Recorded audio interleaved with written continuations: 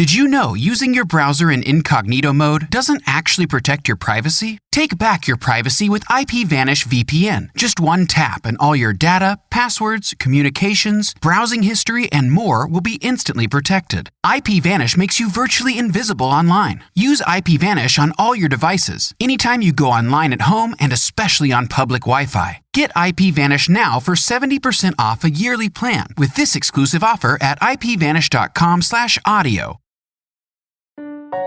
Robots Radio. Games, lore, stories, community. Just press play.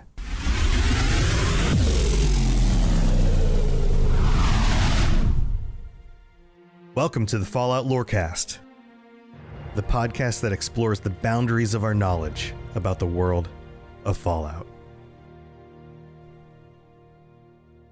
Today, we have a story about a fictional world brought to life. About some badass women taking things into their own hands. About Wonder Woman? No, wait. Wonder Woman's not real? What? What? That doesn't make sense, Buddy Bot. About Buffy the Vampire Slayer? Again, not real. And welcome to the show, Buddy Bot. I'm recording again. Hey, you want some cookies? I'm cooking some cookies. Why? What does that have to do with any of this? No, I just thought it'd be nice and make you some cookies. What are you up to? Nothing. Okay. All right. Well, here, let me keep recording here. Welcome back, everybody, Wastelanders, Vault Dwellers. This is man, I had such a good intro going. I was like in the mood and everything. All right. Fictional world brought to, I can't stop smiling now. Now my voice sounds different. Brought to reality. I don't even remember what words I was saying. And okay, so here we're talking about the Order of Mysteries. This is the Mistress of Mysteries, Order of Mysteries quest stuff in Fallout 76. And today we're going to go through all the details and explain what actually happened and how all that stuff works, because it's probably one of the best quest lines in Fallout 76. You sure you don't want some cookies? Maybe when I'm done. Okay. Here, let's tell you what, let's get into it. The mission statement of the Order of Mysteries goes like this. The Order of Mysteries is a sisterhood dedicated to upholding the virtues exemplified by the Mistress of Mystery: courage, cunning, and compassion. We fight in the shadows to protect ourselves, one another, and the people of Appalachia from any threat to their lives or liberty. It sounds like a very noble cause.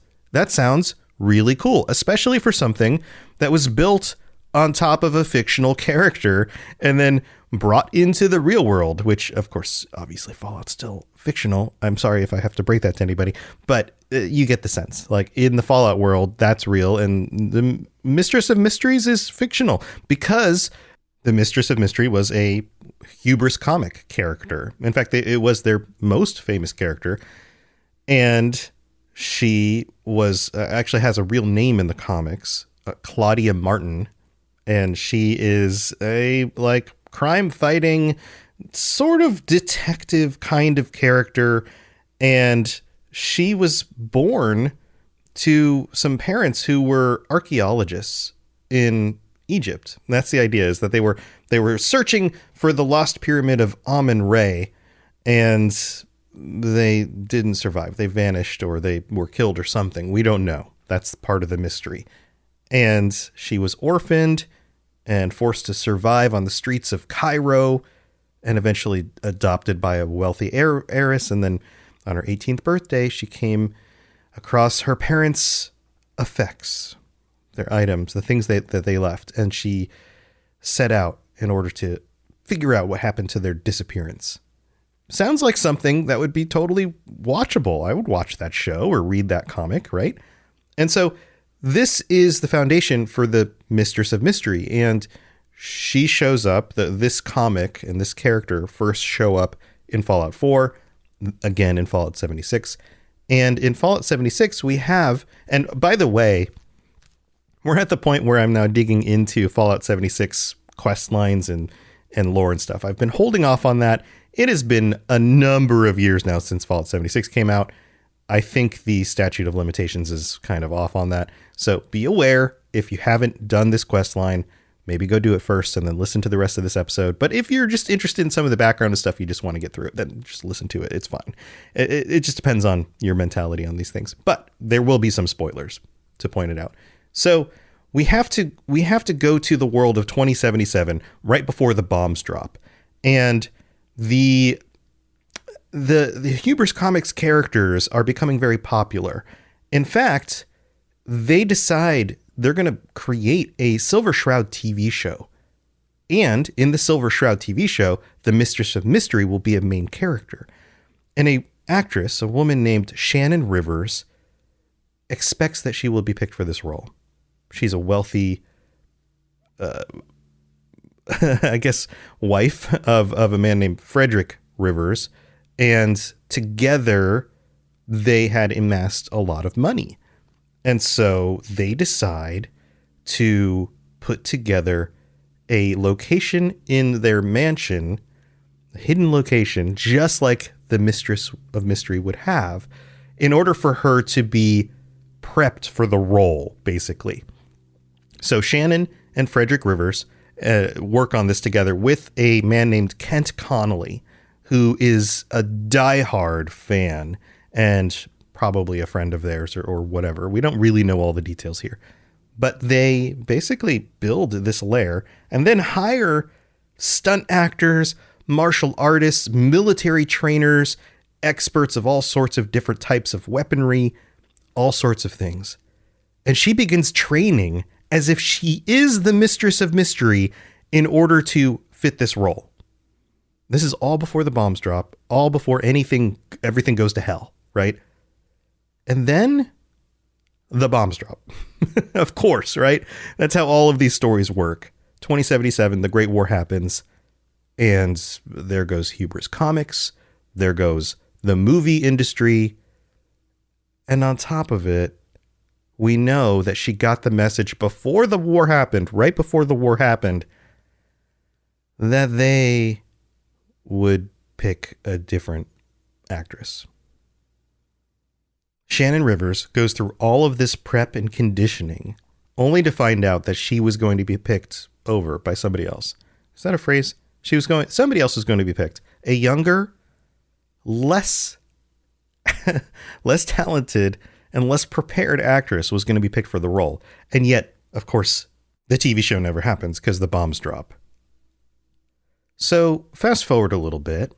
Appalachia survives the Great War, right? It doesn't really get blown into the Stone Age like everywhere else. But things are hard.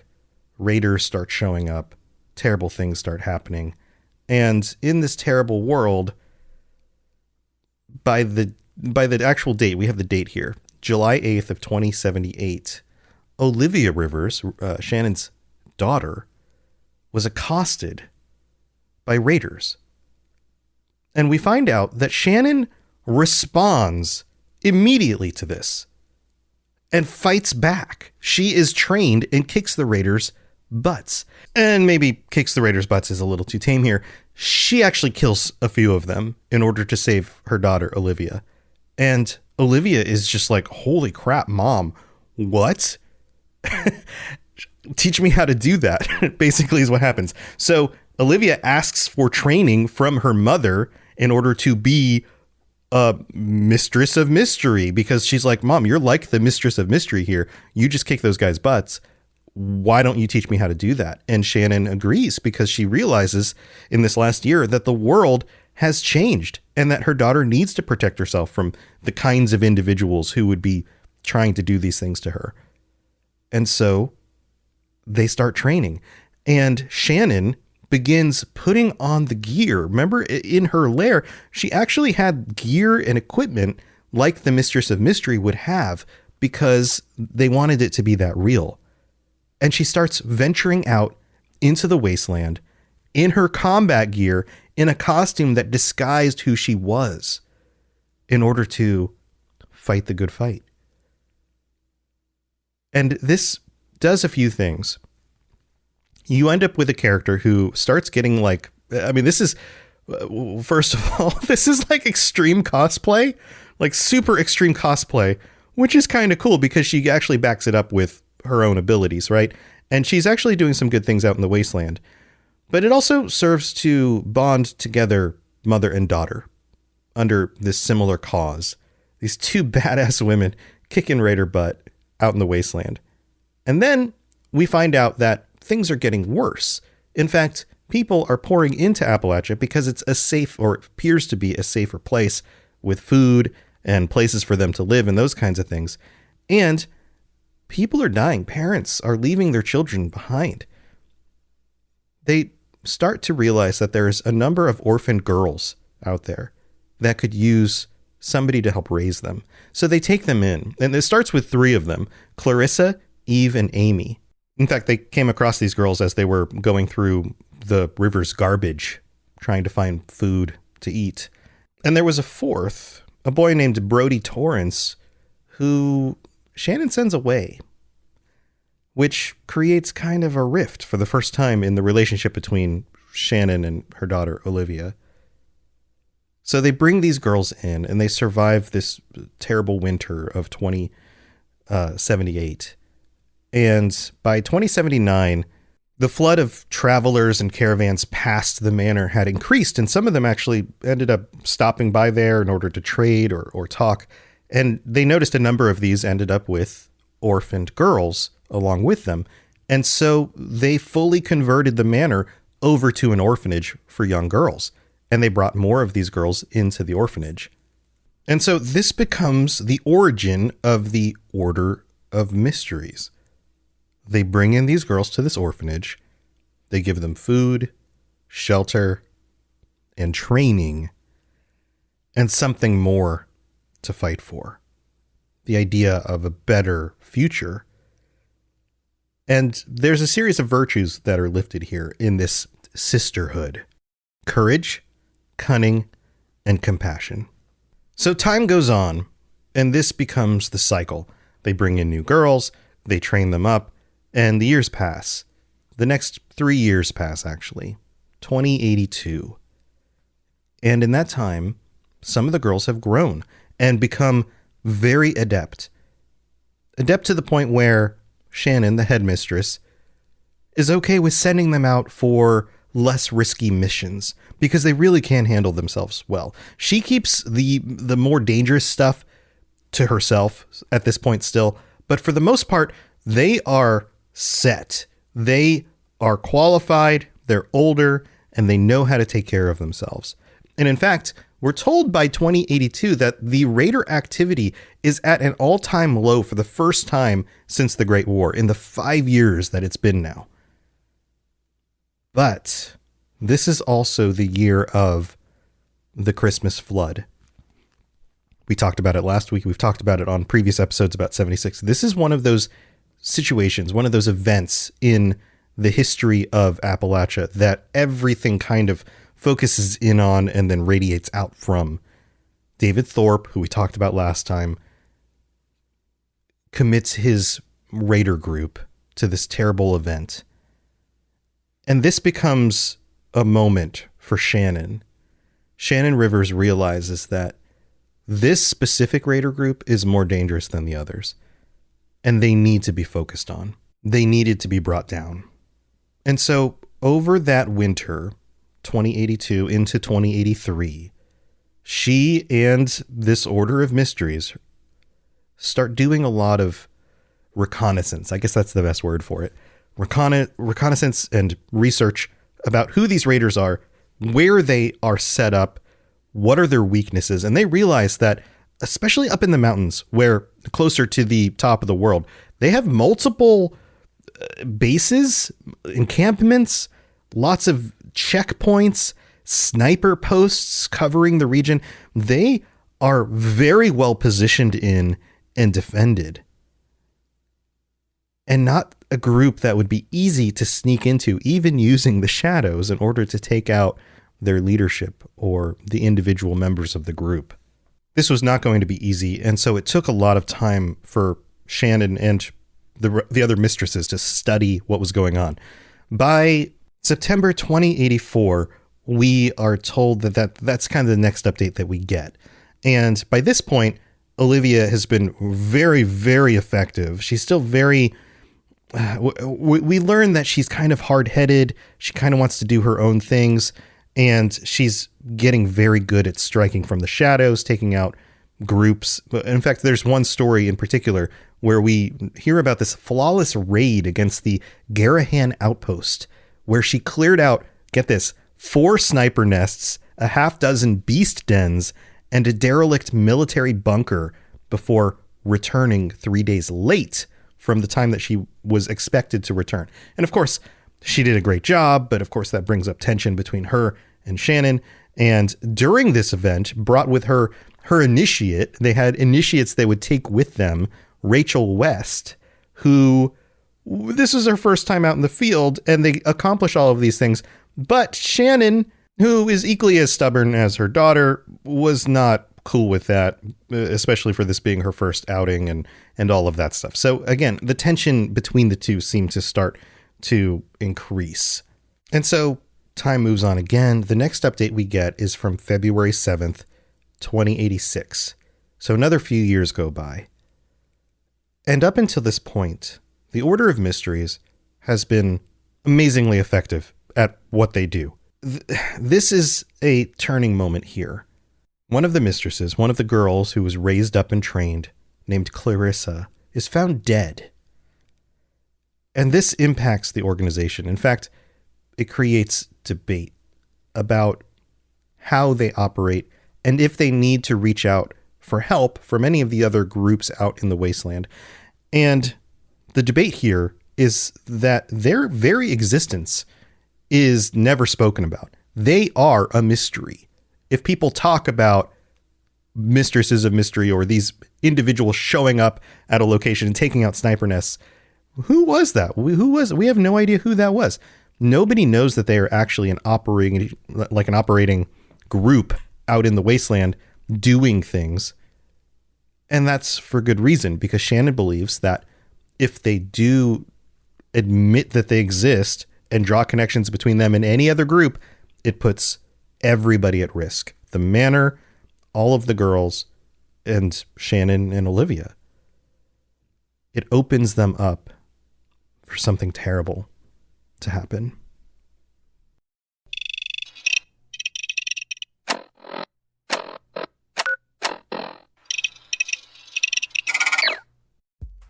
It's time for that spring reset. I'm taking a look at everything in my closet and figuring out that, oh no, this absolutely needs to go. And it's about time I replace things so that my clothes aren't older than my 15-year-old. Now you might think that they lasted that long because they were well made, but no, they're in terrible condition. Unlike the new jeans I just got from Quince. Jeans have always been my personal go-to because you can kind of wear them for lots of different things, but maybe they're not your thing. Maybe you're looking for, 100% European linen with insanely soft flow knit activewear fabric. It's definitely getting warmer, and their flow knit activewear is moisture wicking, anti-odor, and soft enough that you'll actually want to wear it every day. So pick out what you want. You can't go wrong because they have prices 50 to 60% less than similar brands. And like I said before, they are high quality. I continue to wear their clothes all the time, and I know that these new jeans are going to last me a lot better than the other things in my wardrobe. And on top of it, they look great. They're so comfortable. And I spent just as much on the jeans that I am now cleaning out of my wardrobe. So if you're looking for something better, just all around better, go check out Quince. So go do it right now. Refresh your wardrobe with Quince. Go to quince.com/falloutlore for free shipping and 365-day returns. Now available in Canada too. Go to quince.com/falloutlore for free shipping and 365-day returns. Quince.com/falloutlore. Hello there, old chap. Good to see another of General Atomic's finest, still eager to serve. All right, here we are in the middle of the show, and BuddyBot, those cookies, you're right, are delicious. I know, right? They're so good. You don't even eat things. You're a robot.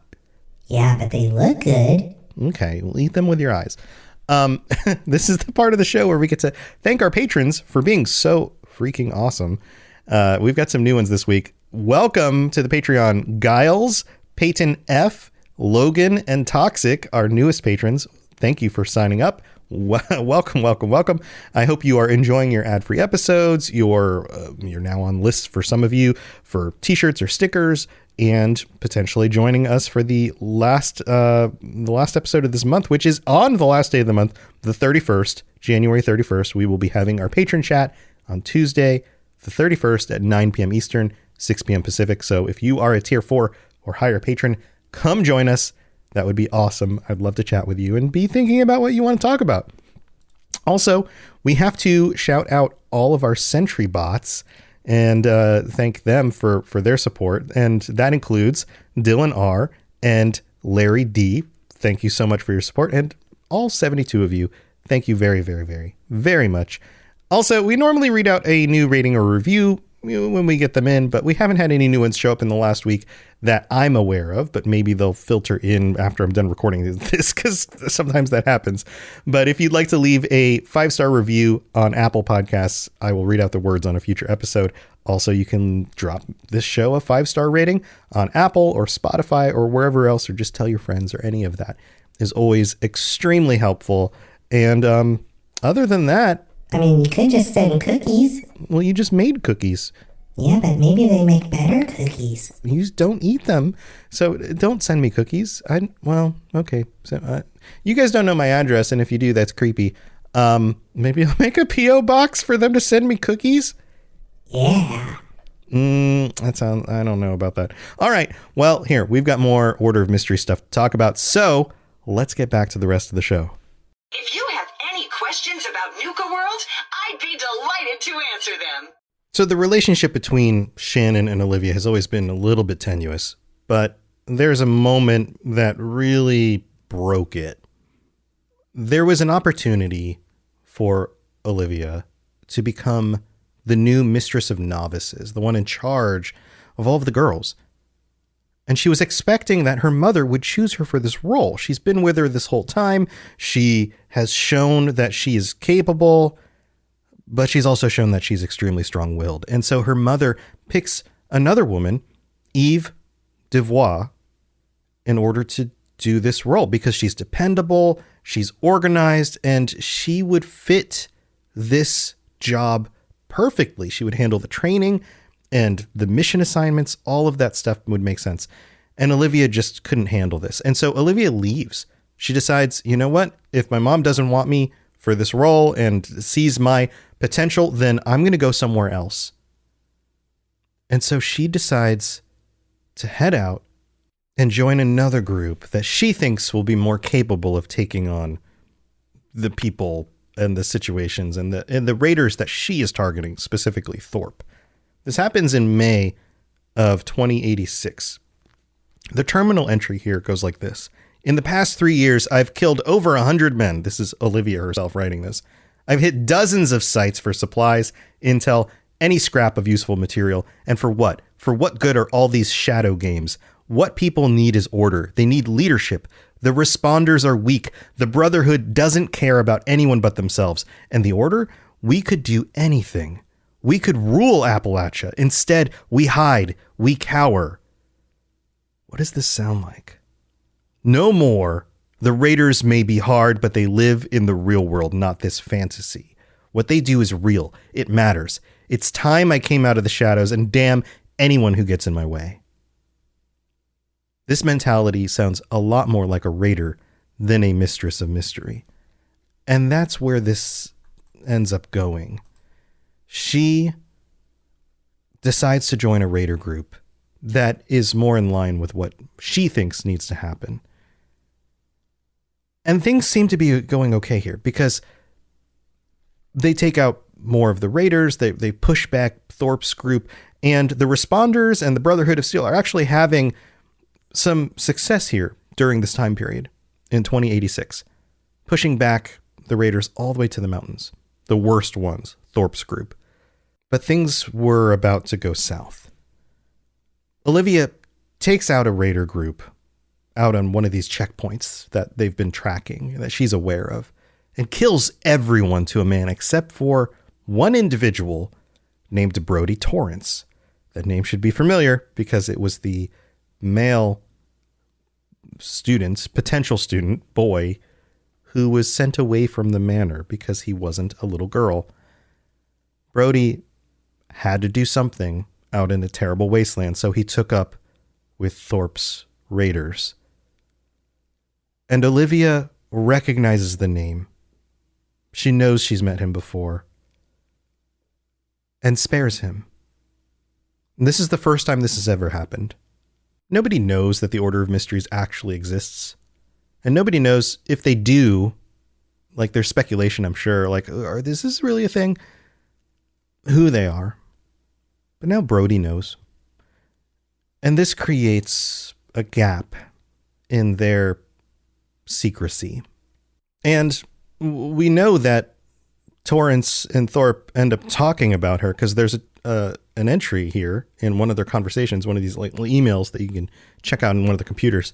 And it's a message from Thorpe back to Torrance, and it says, "Let me see if I have this straight.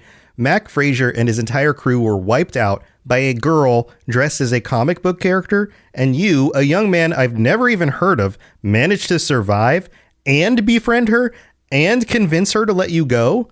This is perhaps the most audacious lie I've ever heard, but very well, I'll play along. We don't have any better leads. Meet with your girl, see what she wants, but I will still expect you to pay your quotas." So Thorpe is confused about this, but is like, all right, well, you do your thing and you keep paying your quotas and working for me, basically. And so this relationship between Olivia and Brody Torrance continues on, and she gives him a token of her trustworthiness in order to try to get to Thorpe. She gives him the intel of Allison Long, another member of the Order of Mysteries, in order to kind of gain his trust. And, of course, Torrance sets up an ambush in order to take her out and actually isn't able to go through with it. She's too well equipped, and Olivia swoops in, intervenes, ends up killing Allison Long. Brody takes her head back to Thorpe to prove that the deed was done. Olivia takes her body back to the manor. Things are getting dark here because Olivia's doing everything she possibly can in order to get inroads to Thorpe. And she's willing to sacrifice others' lives now in order to do that. So not only is Olivia now actually killing other members of the Order, she also hands over the entire Kryptos mainframe on a single holotape. Basically, this was access to all of the information they needed in order to track the activities of the Order of Mysteries. And this becomes catastrophic. We are told that between March 2083 and July of 2086, the Order had only ever lost 3 mistresses. In the next 3 months, they lose 7. The raiders knew where the Order would be before they were there. And this was devastating. So Shannon goes into like damage control mode here. She starts automating the training, promoting mistresses before they're ready because she needs more boots on the ground, basically. Locks down the manor and then limits excursions to only the 4 most senior mistresses: herself, Eve, Amy, and Olivia, because they still don't know that Olivia is working with the raiders. But it doesn't work. The data in the Kryptos contained all the mission info for the next 2 months, and the raiders picked them off one by one. And Olivia just watched. The raiders then were preparing for a final battle. They were rallying at Somerville. But instead of their attack, something else happened. They figured it out. The Mistress of Novices and Seeker Rachel West caught up with Olivia's plan, and they backed her into a corner. And Olivia fought back. Of course she did. She was cornered, outed, and had done terrible things. She was too far gone in order to pull back. But she was also the most trained of the assassins. She fought back and kills them. She murders and slaughters her way out of the situation. And then, through the rest of the ranks of the Order, taking all of them out, including even her father, Frederick Rivers, who died at her hand. And before finally leaving, with her mother being the last one to survive, she leaves her a parting message and invites her to meet at their special place in the Savage Divide. Shannon gets the message, buries the bodies, and leaves in order to meet with her daughter one last time. And the final confrontation goes like this. They meet up on top of the side of a mountain. And they fight, mother and daughter, on November 16th. And in the end, Shannon is not able to keep up with her daughter, decades younger, well-trained, and Olivia gets a mortal wound on her mother. And at that location, Shannon passes away. We don't know what was said specifically there, or how that moment, those final moments, really played out. But we do know that Olivia was wounded as well. She did not make it through this unscathed. And then one of the raiders, who Olivia had trusted at this point because she was working with them, turned on her and finished her off. And today, in Fallout 76, you can go to that location in the Savage Divide, and you will find both of their bodies together in death. And this ended the Order of Mysteries. And there's nobody else out there that has anything else to do with them, to know about these events, except for one other person, Kent Connolly, the man who, back before the bombs dropped, helped them build their location, set up all the training and all the gear. And Kent, a lifelong fan of the Silver Shroud and the Mistress of Mystery, is now the ghoul who operates the Silver Shroud radio.